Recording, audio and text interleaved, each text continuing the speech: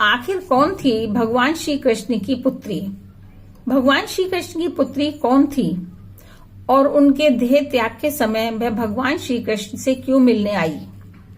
भगवान श्री कृष्ण को विष्णु जी का अवतार माना जाता है। कंस जैसे रावण का वध किया और महाभारत को अधर्म के ऊपर धर्म पर रखा। पांडवों को जीत भी भगवान श्री कृष्ण ने ही दिलवाई, लेकिन अपने पुत्र के श्राप के कारण ही पूरे यदुवंश का नाश हो गया। परंतु क्या आप जानते हैं भगवान श्री कृष्ण की एक बेटी भी थी। भगवान श्री कृष्ण की बेटी यदुवंश के नाश के बाद जीवित बच गई थी तथा जब भगवान श्री कृष्ण ने अपना शरीर त्यागा तब उनसे मिलने के लिए आई थी। तो प्रश्न ये उठता है कि कौन थी उनकी पुत्री और क्या उसका नाम था। पौराणिक मान्यताओं के अनुसार कहा जाता है कि स्वयं भगवान श्री कृष्ण ब्रज किशोरी राधा रानी से बेहद प्रेम करते थे, लेकिन फिर भी दोनों का विवाह नहीं हो पाया। इसके पश्चात भगवान श्री कृष्ण ने 8 विवाह किए और इन 8 पटरानियों में सबसे बड़ी और सबसे पहली पटरानी थी रुक्मणी।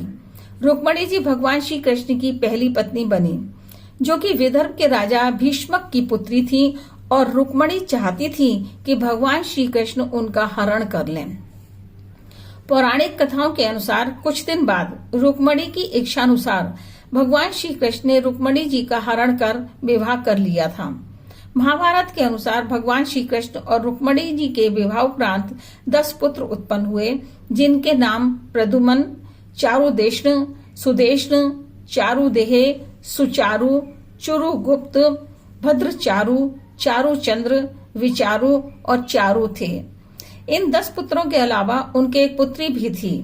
भगवान श्री कृष्ण एवं रुक्मणी जी की चारुमती नाम की एक कन्या थी। भगवत पुराण में चारुमती का बहुत थोड़ा सा वर्णन मिलता है और कोई भी अन्य पुराण चारुमती का जिक्र नहीं करता है। लेकिन महाभारत के अनुसार जब युद्ध की समाप्ति हो गई थी तो कृतवर्मा और पांडव एक दूसरे से मिल गए। कृतवर्मा ने अपने बेटे बलि का विवाह भगवान श्री कृष्ण की बेटी चारुमती से कर दिया। उसके बाद दोनों एक अलग नगरी में रहने लगे। सब कुछ ठीक चल रहा था, लेकिन जब यदुवंशियों ने खुद का नाश करना शुरू कर दिया तब उनमें कृतवर्मा भी शामिल थे। लेकिन उनके बेटे बलि अपनी पत्नी के साथ दूर नगर में रहने लगे। ऐसे में महाभारत के 36 वर्ष बाद जब भगवान श्री कृष्ण ने स्वयं अपना देह त्यागा था और उनका अंतिम संस्कार किया जा रहा था, तब उनकी पुत्री चारुमती उनसे मिलने के लिए आई थी। लेकिन उस समय भगवान श्री कृष्ण जीवित अवस्था में नहीं थे। पांडवों, चारुमती और बचे हुए यदुवंशियों ने स्वयं भगवान श्री कृष्ण का अंतिम संस्कार किया। तो यही थी स्वयं भगवान श्री कृष्ण की इकलौती पुत्री जो उनके देह संस्कार के समय उनसे मिलने आई थी। इसी का नाम चारुमती था।